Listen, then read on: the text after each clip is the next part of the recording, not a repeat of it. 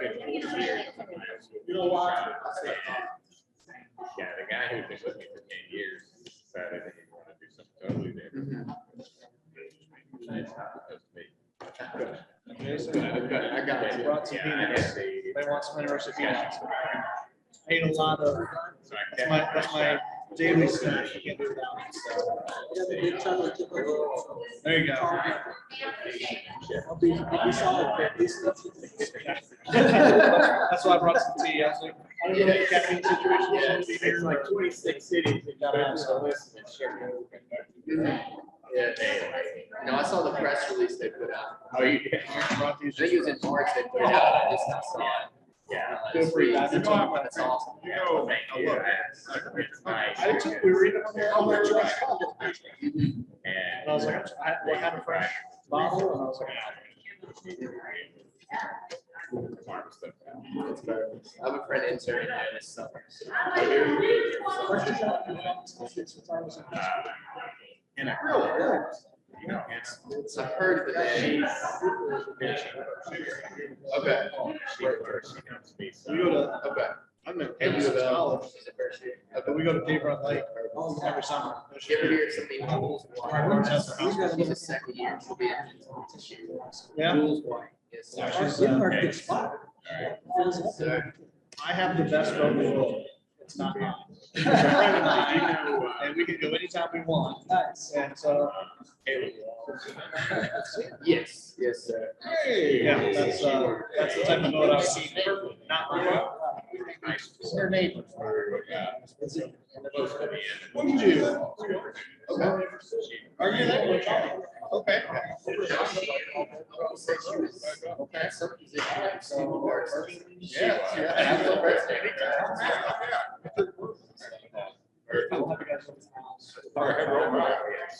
She was married.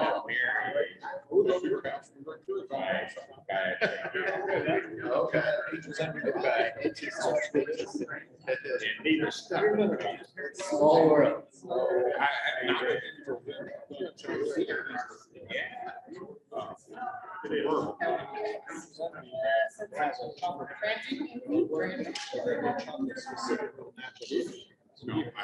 It is, they have one that's gonna be.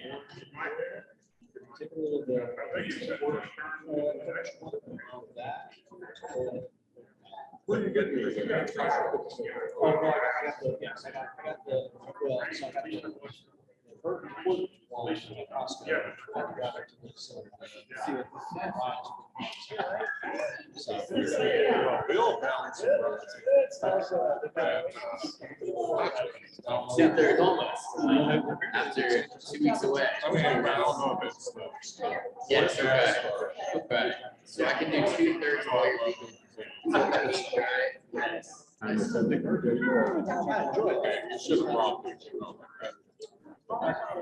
I offered it to everybody else. Thanks for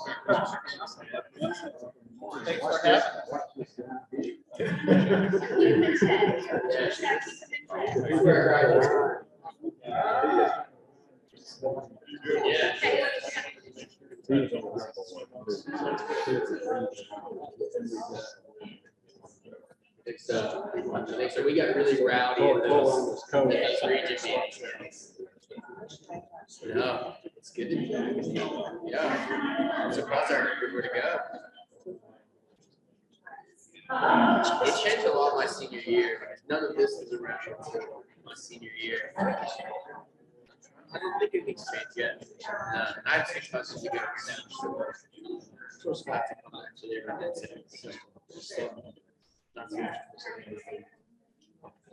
I'm in Winchester. Yes. Madison, how's your family doing? Y'all, you okay? Family doing good? All doing really well. All Good. doing really well. Yeah. Still in Owensboro? Still in Owensboro. Yep. You see Father Larry any? I see him quite a bit. Yeah, I'm on his board. Yeah. I probably have.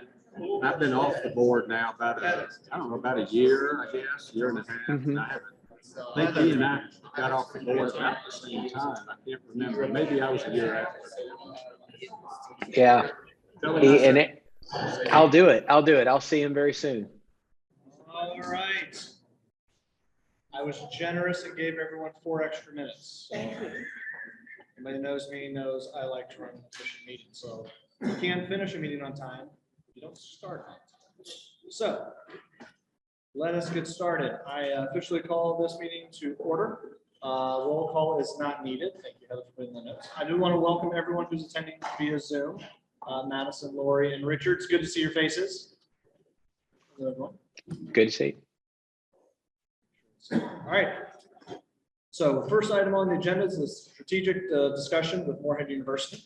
As you know, we just approved the new statewide strategic agenda, and implementation is in full swing at both the state and campus level. Over the last few years, we've invited the presidents to the first meeting of the year to discuss their progress.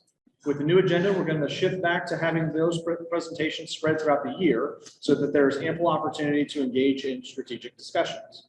And I'll always say that word wrong. I apologize. Additionally, staff will be diving into priority area for each agenda at our work sessions, where we will discuss the challenges we face, as well as strategies being put in place to tackle them. These sessions will be interactive, with the first one on affordability set for today. But first, let me welcome President Jay Morgan. There he is. Who's going to give us an update on Morehead State University and discuss the strategies they have put in place to drive the new statewide agenda. Thank you, Mr. Chairman and committee. Welcome to Morehead State University. Welcome friends online there. And always good to see Madison. We've had the pleasure of working together over many years, so always good to see him. I want to welcome this gentleman to my right back to campus. I hope he doesn't get as rowdy as he did in our board meeting. Always good to see our students do well. Let me formally welcome you to Morehead State University. You're sitting in the Adrian Doran University Center. We call it ADUC for short. This was renovated. I guess we finished it off my first or its second year here. It's actually a renovation of the main building, and then the part that you're sitting in here is brand new. And we're very pleased to have us, and we kind of call it a cornerstone for our student life. And if you go downstairs to the food court, you'll be able to see how popular it is. Well, moving away from the welcome, I want to say I always knew that Dr. Thompson walked on water. But I didn't know how influential he was until he stopped the rain today. This afternoon is our president's conference on the lawn. As president of the university, I do not play an instrument. I do not sing. I write the check for the concert, and certainly want to welcome all of you to that this afternoon. Again at 4:30. Dr. Thompson, I think it may be intertwined in some of your festivities. So it's a time to hopefully take a tie off and sit and listen to music. Really, it's a tradition on our campus. We have not had it in 2 years because of obvious reasons, COVID, but we'll be returning and trying to move the tradition along. Our hope is that the crowds will come like they used to. It used to be tremendously popular, and hopefully the weather will hold. So look forward to showcasing some of our student talent today. Mr. Chairman, it's my understanding you want to kind of go through some of our metrics today, and if you'll, you, the council, will permit me, I'd like to take you through first, I think what you call the placemat, which I'm actually in favor of, and I like this format if you're seeking any input from presidents, because it's a nice snapshot, really at your fingertips, without digging through the hundreds of metrics that all of our campuses keep up with. Courtney Andrews, over here to my right, keeps up with hundreds of metrics for us. We track a number of things, and probably in some cases track too many things. And without getting into too much data stagnation, there are some that we pay a lot of attention to, much like council does. So with your permission, I'll kind of nudge through this, and then we'll go through PowerPoint as well. Beginning with the highlights, you can see that Morehead State has done very well from our perspective in the unmet need category. This is something that our understanding is new to the CPE. We do not have an issue with this. because our campus has always been very recognizant to the need of students by virtue of the region that we live in. We have a number of students, and over 50% of our students come to us with a very high need for Pell eligibility, and actually the Pell Awards oftentimes for many of our students is the maximum amount. So we're very pleased to see that Pell Award at the federal level is being inched up a little bit, which we think helps our students. Conversely, we have tried over a number of years, and I'm ending my 5th year here, to hold tuition down. I can think of a number of years where we've frozen tuition. We've frozen graduate tuition every year that I've been here. And as Mr. Burks knows, we've frozen housing costs just about every year as well. We've tweaked a little bit here and there. But all in all, thematically, not only, Dr. Thompson, have we stayed under the state cap, we've really stayed below that in a lot of ways, because we know that that's vital for our students. So when you look at the unmet need category, you understand the calculation around that. It has some intricacies. You can see that we have brought our numbers down over a couple of years in a very positive direction. And I hope through some efforts going forward, we can continue to do the same.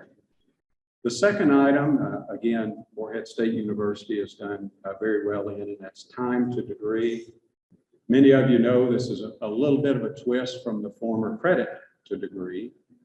Our campus did very well in credits to degree. Conversely, I think you're seeing some of the good work that really a lot of faculty and staff across our campus have done well on time to degree. So even though we like the credit to degree calculation, we're okay with the time to degree as well, because we much like you want people in and out as quickly as possible. So you can see a good trajectory there. President Morgan, I don't want to mess with your cadence. I just want to remind the council, we are once again moving to this 4-year degree, a real 4-year degree. And I'll give Jay some compliments on this in a little bit, but you have to understand his last baseline was 4.14. Now think about how we normally measure this at a 6-year degree for a 4-year degree. So President Morgan, I just want to thank you for that. I'll thank you later on, but I just want to point out to the council members that our purpose in this new agenda to truly get to the 4-year degree again. Sorry, sir. Well, I think it's something we all strive for, and certainly is really the goal for students. We would love to see them enter and exit, and with the growing popularity and widespread distribution of dual credit, we call them even scholars here, dual credit out in high school.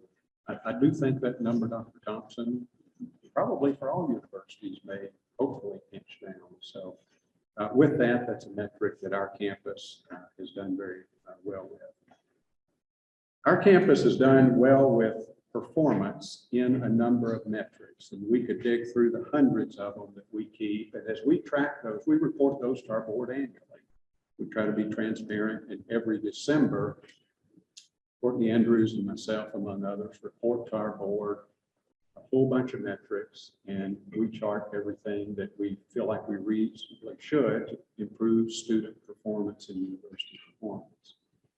A couple of the metrics that we have not done as well as we would like are in the enrollment metric category. You can see under undergraduate enrollment that our decline really somewhat mirrors the decline of our service region. And if you're familiar with the Eastern Kentucky 22 most counties that we serve, among others, you know that we've lost a wide degree of population in many counties. So we have tried to diversify our enrollment efforts by pushing into West Virginia, more into Ohio, Tennessee, Virginia, Indiana, and some parts of Illinois. So that geographical expansion, we feel like, hopefully will serve us well, but much like us, those states are competing for valuable students also. And the way that we did that, starting about 2.5, 3 years ago, was through reconstruction of our scholarship models. And we began looking at yield management and less about a standard template. And we still have a standard scholarship template, but we now follow a little bit of a homegrown model that we've started working on, really looking at yield management. So with that, I do not sit here and say that our enrollment is going to spring up like some growing areas are. Our goal is to try to hold our own through this process. And you can see there a slight downturn in our enrollment. For this particular fall of 2021, we were down about 3.3% from the prior fall. Standard for regional institutions, I'm told nationwide, is about 6% down. We follow kind of the regional world quite closely. And with that, we felt very positive that those are students that we did not want to lose. Moving forward into the degrees and credentials, again, we graduated some very large classes back in 16 and 17, and then those classes have become smaller in our enrollment challenge. So you can see that we're slightly below our 23-24 target. We might be able to meet that 23 or 24 target. I think it will be close in our calculations. Probably like other institutions all across the United States, we among others, have lost some ground in retention. And if you'll see some of our retention modeling here in just a minute, and I'll speak to it more, you can see that that's exacerbated some of the losses within the graduation pipelines as a direct result of COVID. So I'll speak to that in just a minute. Our graduate and professional degrees have gone down just a little bit. We're not a tremendously large serving graduate and professional degree institution, but we do have a number of master's programs, education, space science, nursing, really ones that fit very interlockingly with our region. Space science is kind of the blue chip, if you will, that we oftentimes call out just because of its uniqueness to our institution. We do have one doctoral degree, the Doctor of Education, and mainly commissioner, produce aspiring superintendents, curriculum assistant superintendents, and others, really around educational leadership and organizational leadership. Our retention rate is something, again, that when I came to MSU 5 years ago, we doubled down on, or at least that became one of our emphasis.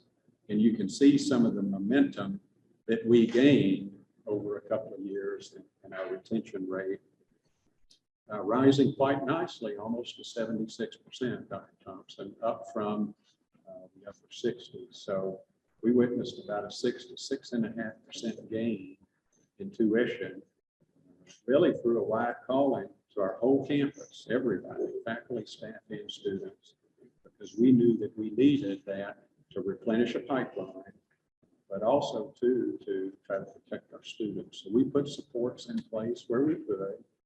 We reorganized some areas, created some focus areas to the degree that we could. We saw some tremendous gains in retention as witnessed in that bar. And much to the credit of our campus, they did a great job. The past year or two of COVID, I think our campus, much like others, has lost some retention gains. We feel like we probably slid back maybe 5 or 6 of that % that we gained.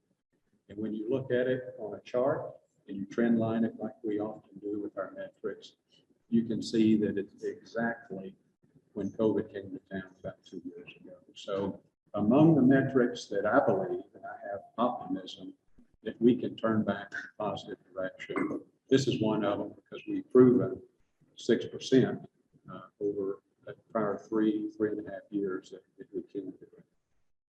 Our 6-year graduation rate is on an upward ascent. We've got a target of 48.5%. You can see our baseline there. One item I want to point out to you, because one of those bars in the middle of that graph looks a little bit odd at 42.6%. As we climb through this, if you understand the math behind the 6-year graduation rate, you've got 6 years of data behind it. We have 1 year stuck at the very end of that 6-year model that looks atrocious. And Courtney has taken me through. Courtney's our executive director of institutional research and planning. She's taken me through the bowels of that. And it was a very underperforming class, but it is stuck right towards the headwind of how that is modeled. So as that moves out of that 6-year window, we believe through our calculations that this number will return to a very positive model that you see where we had some upward to it. So, Mr. Chairman and Council, you can see that from our perspective, many aspects of performance at the institution are doing well, but our challenge continues to be enrollment. Not always a direct relationship with the region, but we do feel like that's a cause and effect that we certainly have to pay very close attention to. We're trying to take measures in order to try to look at different markets. So, with that, if you'll permit me, I'll go ahead and run through the slides and then maybe save questions for the end if that's permissive. And while you're doing that, we will have time at the end for questions.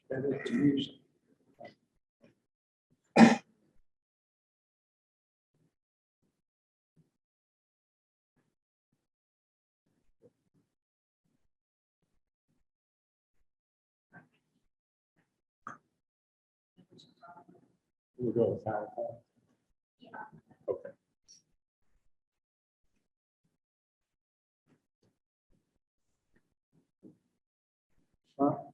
There we go. Moving into a variety of things, I really appreciate the format, working with a number of CPE staff members to kind of broaden out the conversation and use some qualitative as well as quantitative highlights for the institution. I hope I'm working here.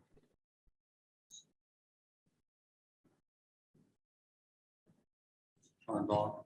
So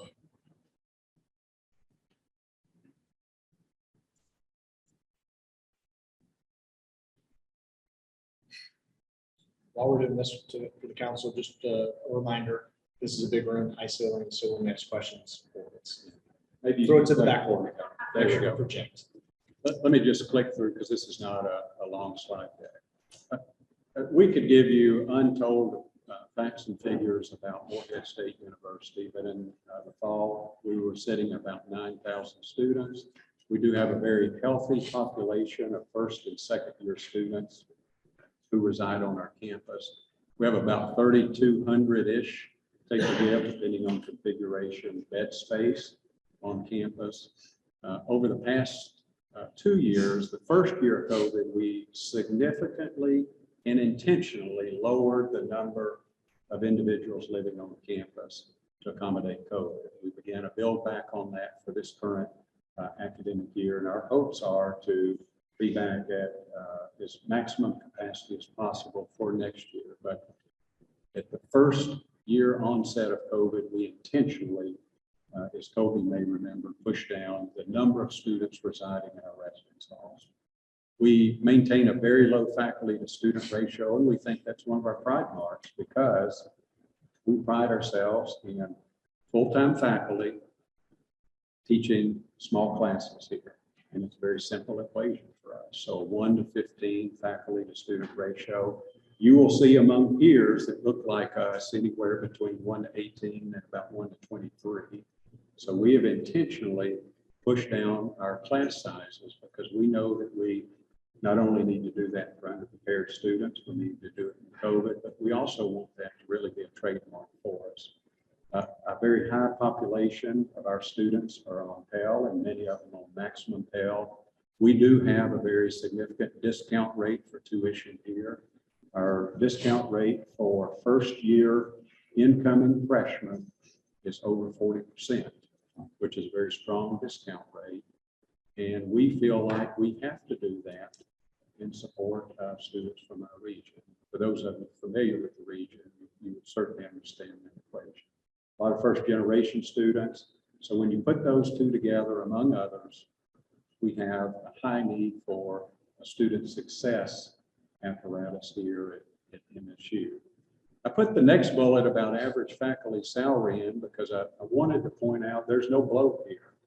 There is zero bloat here, both for faculty and staff or for administration. We probably have the leanest administration that I'm aware of at just about any institution in Kentucky. Many of our folks, and through their hard work and dedication to the university, sometimes do 2 and 3 jobs or bits and pieces of them to get it done. But you can see that our average faculty salaries are not exorbitant, very hardworking men and women. The last 2 bullets on here are really broadening the umbrella out, that this year, actually this fall, Morehead State University will celebrate its 135th year of educating students here. Started with a little white building just outside ADUC here. There's pictures of campus around it. First president was Dr. Frank Button, and it really grew up to educate students in a little bit of an evangelical way for the institution. And of course, many of you know the history.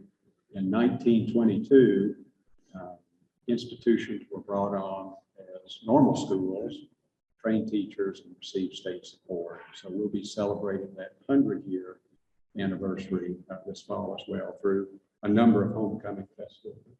Heather, if you'll click this. Looking forward, back one. Looking right a minute. Impact of COVID-19. I spoke to this a little bit. Probably our most disappointing piece is retention, but I'm very optimistic that we can rebuild that back, and hopefully we can build it back sooner rather than later. We do understand that we could be dealing with some underprepared classes coming in by virtue of some irregularities, in our K-12 system the last year or two, and to no fault of their own. They dealt with many of the same frustrations that we did. I mentioned before that with our fall enrollment was down about 3.3%. Retention slid 5.5% to 6%, but we think we can turn the retention around. One of the things that probably was the most prominent in growing out of COVID-19 frustrations is the emergence of some creativity. And I've never seen the type of creativity happen so fast between late March of 2020 and about mid-fall of 2020. That first 6 months of COVID, many people call it a pivot. It wasn't even a pivot, it was light years of movement in about 6 months' time. You probably saw that on a number of campuses. We think some of that is likely to remain impactful for our campus in a positive way.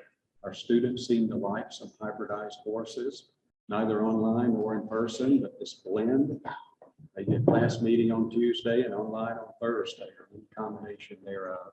And we left the creativity to our faculty, and they rose to the challenge on how to come up with how best to deliver their courses, because a biology laboratory is delivered very differently than a political science lecture. And we left the creativity to the faculty, and I have nothing but great things to say about them. We experienced a lot of technological change. We plowed a significant degree of our stimulus dollars into new technology, and really began a trend and a threshold. We said about 50% or more, and push for 70 or 80 of all the new computers that we purchased for campus have to go to laptops, because we know that faculty and staff and students need that flexibility. While we did not have a high work from home situation, we're a residential campus and we expected our employees to be here. There were times when children and they themselves may be in quarantine and they needed that flexibility to work from home. We also figured out very quickly we didn't need all the space that we had. And we tightened some space up and moved some things around. I think that lens will continue. But one thing that I sit here today is we do our annual planning for years going forward, and we've known this for a while. Each time projects or initiatives came up on our campus over the past 2 years, we probably shelved about half of them.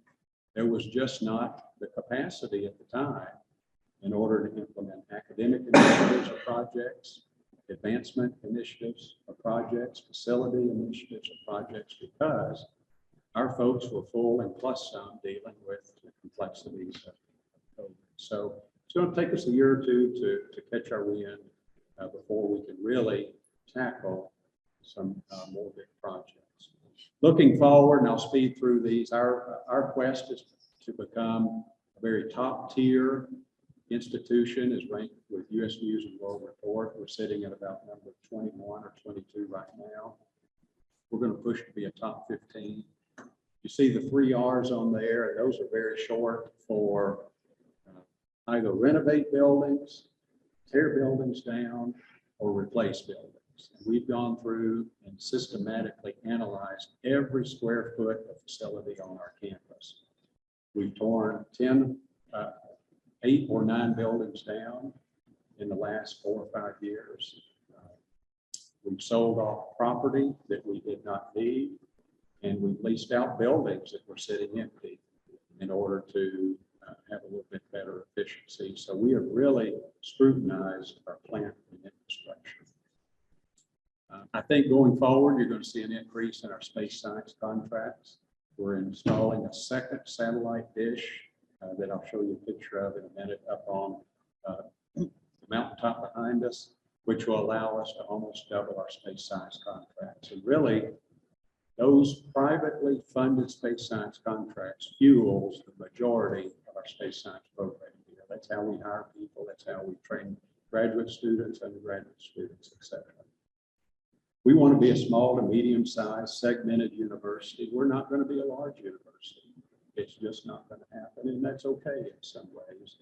But we want to be the highest quality small to medium university that you can find. So there's a little bit of a gentle segmentation there that we're looking for with intentionality. Small class sizes. So if a student in Kentucky or beyond is looking for a small to medium sized residential, high quality, high ranked university, our quest is to be that institution. I mentioned we're going to maintain affordable tuition and housing, and I think you'll probably see some housing discussions going forward. But probably our largest challenge, and I've had some very good discussions with Dr. Thompson on this, is the funding formula. And we believe that it disadvantages some institutions of our size. So as we look for that segmentation, sometimes that works against us. As we live and try to serve a region of Kentucky that has an outbound population, it disadvantages us. So my call today is not to go through the depths of the formula, but rather I hope that the council and others will keep that in mind as Morehead State University tries to service a region with a lot. I'll speed through these real quick, Mr. Chairman. Around affordability, we've talked about keeping tuition very low. We're going to continue to do that. We continue to push a very strong Eagle Scholar. Picture Day is on Saturday. A dual credit program. That cost, and we'll continue to do that as well. Transitioning and assisting our students, our QEP, our Quality Enhancement Plan, is around things that we think are impactful for students and what they need as they matriculate all the way through, hopefully, their 4 years here. And that is through a push of internships, service learning, undergraduate research, or other learning forms that they can use in order to stamp on their resume and hopefully gain broader experience and a better job. We're expanding our recruitment pipelines. I talked a little bit about that. I told you we need some more performance money to fix our technology. I'll flip through several of them here.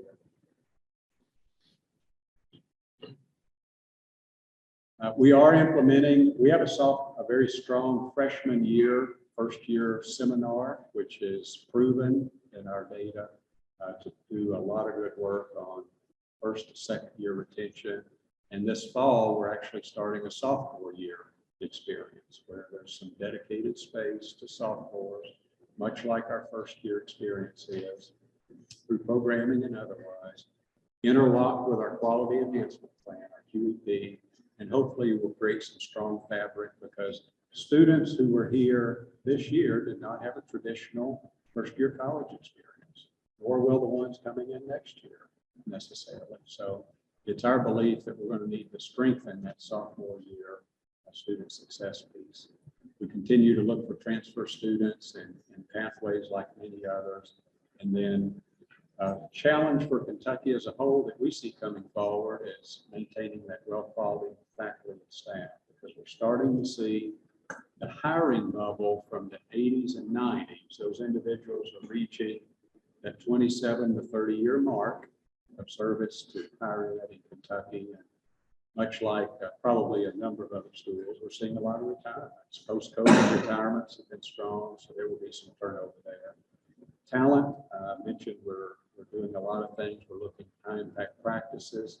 We've implemented those in our quality enhancement plan plus some, and we're looking for other ways to reach out to the region.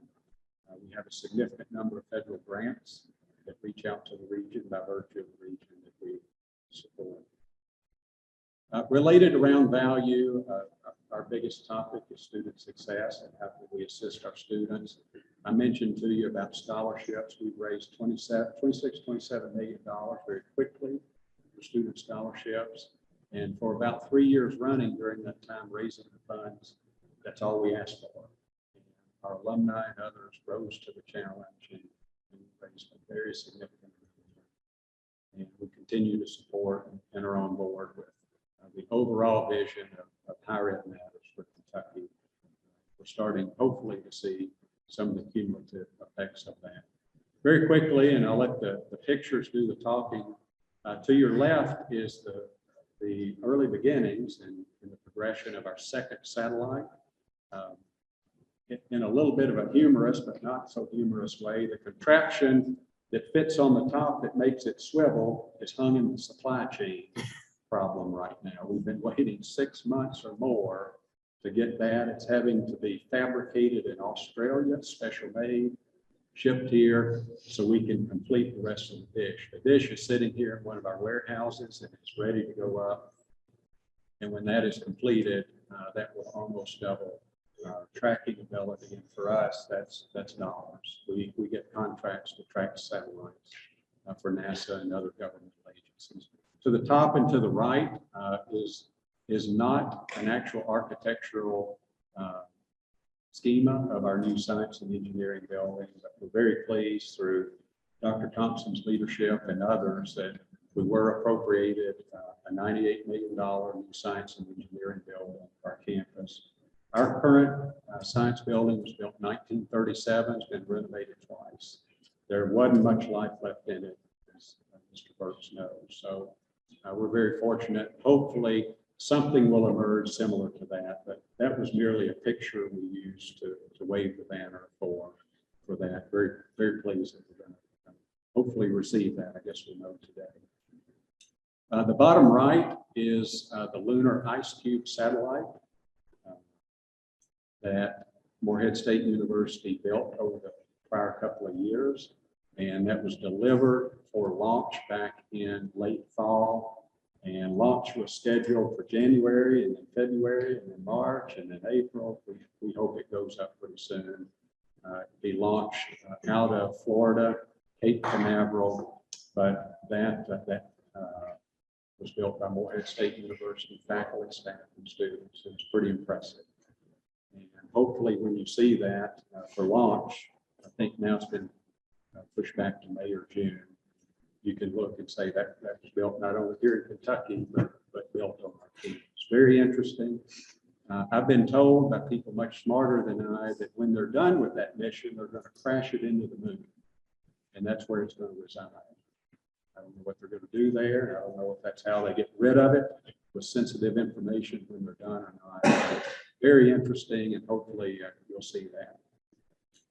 Very quick points of pride. We've been working on an addiction management curriculum, which we've worked with the ARC, not Appalachian Regional Commission, but the very large and unfortunately expanding drug and substance rehabilitation company that is located in just about every county in this end of the state. And we entertained their executives on our campus and really designed a curriculum, hopefully in order to assist their company, among others.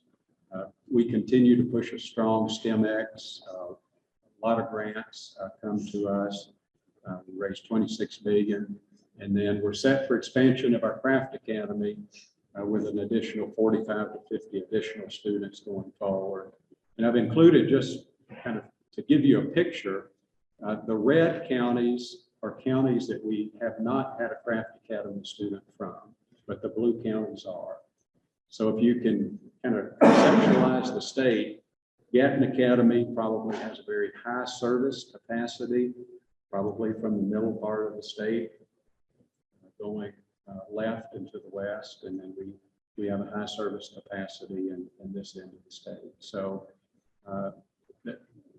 nothing other than to kind of show you the footprint of where students who are 16 years old come live and learn on our campus for the last 2 years of their high school career and the first 2 years, all compressed in 2 years. So, Mr. Chairman, really 4 years of academic work in 2, and they really are rock stars. They amaze me. Age 16, some of them are barely driving, and they're here taking calculus and living on our campus, and you couldn't tell them apart from a regular college student. So we continue to push that, and hopefully more going forward. So pleasure to host you on our campus, and be glad to answer any easy questions, and I'm going to direct all the hard ones to our folks in the audience. I want to introduce some of them. Mary Fisker Tucker's our Chief Financial Officer. Courtney, who many of you know, Courtney Andrews, keeps up with our IR and data, looking around the room. And our IT folks here in the back, and Dr. Chris Beckham, who helps me with a lot of projects. So the rest of them we don't let out of work. With that, Mr. Chairman, I'll stop and turn the floor back over to Paul. Appreciate it. Thank you, President Morgan. Councilmembers, any questions? Wonderful information. I just was curious, the space science program is just amazing. I enjoyed reading about it. Do you, what would you say behind that is your next most exciting, hopefully growth-oriented program? Well, the space science program is not a very large program by numbers speed. It's probably, it gets called out as our blue chip program because of its distinctiveness. It is our program of distinction. You know, if you scoot that one gently over to the side, we probably fall into a pattern of, and I hate to start naming programs because they're all important, but we're seeing growth in a couple of programs, particularly in the sciences. And if you go back and you look at early charts over the past decade of our campus, you can see a tremendous increase in STEM-oriented graduates. That could come through biology, chemistry, biomed science, agriculture. There's a number of programs you could put in there. So as a whole, that whole segmentation has exploded in growth. Conversely, some programs have gone down a little bit. That makes them no less important. It just happens to be the trend. So I would probably, as a group, put our science programs writ large and then that next tier, not of importance, but because of growth. If there were programs that I would say here that had more potential, I would probably say our nursing program. But what other schools will probably likely tell you, and I will say to you, is to grow a nursing program in student numbers there's not a lack of demand. Typically, there's not a lack of demand. It's finding qualified instructors with a terminal degree, a nurse, with a terminal degree and some experience and ability to be a great teacher and instructor is a unicorn, and particularly in rural areas. So if there were funds available to hire more nursing faculty at a higher rate of pay than what we're able to pay, along with doubling or tripling the equipment needed, because we may have a nursing laboratory with 20 practice beds, 20 mannequins, 20 pieces of machinery, and that lab stays busy all day long. And they just roll the labs, through there for a variety of them. Those labs have to be replicated in order to expand the capacity to train qualified, LPNs, RNs, and APRNs for Kentucky. And until Kentucky can address, in my opinion, a higher rate of pay in order to attract qualified nursing faculty, firmly trained, qualified, increase laboratory and instructional and training space, it's going to be hard to push out more nursing students. So that's the growth area that I see could grow and have a positive impact on the state. Yes. I know that 2021 would be an aberration, but have you been able to dive down a little bit on retention rates to determine the key factors that students don't come back? That's a great point, and there's been a lot of discussions here about that. Prior to COVID, for our institution, when a student would not retain, you would likely hear things when you would ask them about money, which I think we've done a lot of good work around, but money was a big one, particularly for our region. Family issues, this wasn't for them, they had to go back and work. Very traditional retention measures and are very traditional retention responses. During COVID, that's been scrambled significantly. So 2021, 21, 22, I think we're climbing out of this a little bit. I'm concerned that the underprepared, possibly underprepared classes are going to bring a whole new academic dynamic back to campus that we didn't have. But over the past, let's say 18 months, it has been not we don't have the money, but mom and dad had to lay off 6 of their employees. I now have to go back and work in the family business. We don't like masks. We did not mandate vaccines, but some individuals have immunocompromised themselves, or they were immunocompromised families. Families called them back home. Some people said, this is not a traditional college experience. I'm going home. And it was not a traditional college experience last year. This year has been better. But when you're high remote, even though we were on campus, you would still dialogue with a person 2 doors down for remote capacity to limit that interaction, wear a mask. Many students just said, look, this is not for me. They were very limited. In some cases, no student events. Greek life, athletic life was impaired. So I think all those really compacted into that 18 months that hopefully we're growing out of. But I do offer concern going forward about potentially underprepared 1 and 2 classes coming. So we may see a completely different reason why students may or may not. You can see it in the data wrapped around that 18, almost 24 months. Some didn't want to live in the residence halls because I have a question in regard to student success. I appreciate the thorough description of how you're approaching empowering students. 2 populations of particular interest to me include students that are differently abled or identify as having a disability, as well as students that have mental health concerns. And I think the pandemic has definitely brought some of these concerns to light. I wondered if you would speak to the supports that you have in place for those populations, for students, but hopefully as well as for the faculty who are now tasked with training students that have increased needs.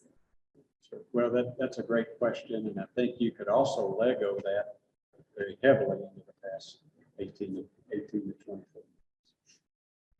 We, at Morehead State University, would like to have done more. I do want to compliment Dr. Thompson and his recognition that this was an issue statewide. I believe y'all pushed out some temporary grants and dollars to try to help some support. What we did individually here in recognition of mental health having extra needs is we hired an additional mental health counselor. You might say, well, why one? Well, limited resources. That's what it is. We did attempt to increase our staff. And for, I guess, almost about 18 months or so, we contracted with Pathways, which is a psychological service in our end of the state. You may be familiar with it, among others, to offer virtual and in-place supplemental counseling. So not only did we hire an additional counselor above and beyond, we also had that contract in place where our students and others could utilize that service virtually or in person. So that was a recognized need, and just about every available space, I'm told, filled up fast. And there was some waiting lists in some cases. So could we have done more? We probably could have. I hope that we will grow out of this a little bit, but I think it's going to take some time. But that's one of the things that we did to try to double down. For our faculty and staff, and I appreciate you mentioning that, we intentionally put in place, I don't think we ever called them mental health days, but we provided more days off, where we said during the month of X, you get an extra day. We don't care what you call it. So you could take an extra day off. Many of our faculty and staff had to deal with children who were misplaced out of local school districts that surround us, state-owned. So we offered what we believe was a fairly liberal policy where if you have a child or a loved one that you need to take care of, we offered in my opinion, a very high degree of flexibility to try to accommodate a faculty or staff member. Now that's not explicably around their mental health needs. They could use our services just like anyone else could. But if in my opinion, if there was ever a question, we leaned very heavily in favor of supporting the needs of our employees. And they ran the gamut of everything under the sun. We have slowly hourglassed that back down where we're over the past few months trying to return to some degree of a call of normalcy. But we tried everything we could to support faculty, staff, and students. Great question. Last week. Yeah. This may be for you or for Dr. Thompson, both, because I don't know who controls this or what steps would have to be taken. But are there any discussions, or have there in the past been any discussions on making some of the surrounding states students either I guess in-state status Incentive county and or making it easier for students after they've been on campus for a year or so to obtain in-state residence?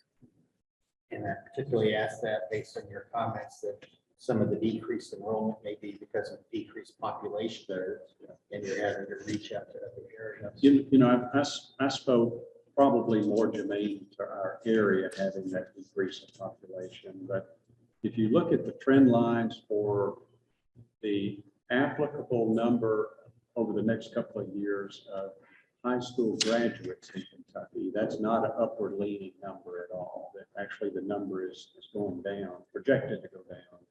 for the next couple of years. So, you know, I kind of bridging this point a little bit, we felt like we needed to go out of state for our sake. We'll still service our backyard, 22, 30 counties and beyond. But we've swung very heavily to out of state. And we've done it through some kind of homegrown formulas that we put together or attempted to put together in order to try to accomplish that. I personally would like to see something, maybe lodged with all the surrounding states. Presently, we have an incentive county arrangement with about 6 counties in Ohio, where that in-state transfer, but it runs both ways. They can take our students, just as easily. There probably is a mechanism for a statewide discussion about can surrounding states be, but then you get into the multiplier, Dr. Thompson, that we talked about, all of us trying to maintain. So it's a little bit harder road. In concept, it sounds good, but as you dig into it, putting the financials together, it becomes just some heavy lifts. I'll kick the statewide discussion to. Well, in the last year or so, and I'll make this quick, we recognized in doing our analysis, for us to get to our 60 by 30, we were going to have a significant amount more out-of-state students that come in to remain in state after they get their degree, which we need about 40%. To do that, so over the last year or so, I've reduced the multiplier to 1.3 of in-state. That's down from the 2.5. So there are incentives. Now, I think there's some nuances that President Morgan could bring and say, hey, we want to really reach more of our STEM X process. We really want to build a pipeline with X amount of more out-of-state students. So there is a MOA he can sign with us to even allow that to happen even faster at a lower rate. The one interesting, I'm going to say this while I got Jay in front of me. We met with the presidents over COVID every week. Everybody showed up. It was amazing the conversations we had. That's why I think our campuses ended up being in better shape than other places around the nation. And we ended up actually being lower in COVID rates than are in the communities we lived in, simply because these guys came to the table and worked systematically with us to do so. I also want to thank Jay for what you did around this. I know the issues you're dealing with enrollment. It's huge. For us not to say that would be a lie, right? Also, I know the issues dealing with not having any performance funding, going to the base, giving raises, building a student success process that's state of the art.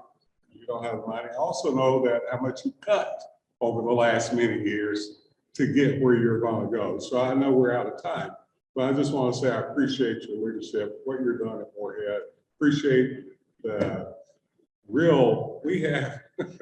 all have regular meetings, probably more, and they all show up, but we have good discussions. President's only meetings, we have hard, good strategic discussions. So thank you, Jay, for being part of this. He didn't pay me to say this, but you got to give credit where credit is due. And sometimes higher ed has been seen over the decades as not being on the same page. And I believe that certainly leading into this past legislative session and during COVID, I have not seen higher ed in 2 decades work as closely together as we did with CPE and others over the past year or two. I thank Dr. Thompson for his leadership in that, among many others. So I think it's exhibited partially by the General Assembly's acknowledgement of some of the extra resources that my only disappointment is that Madison Silver didn't drive to Morehead today. Well, this may be way too Freudian, but just ask my parents. I'm full of disappointment. Thank you, President. Thank you. Appreciate Thank you very much. Up next.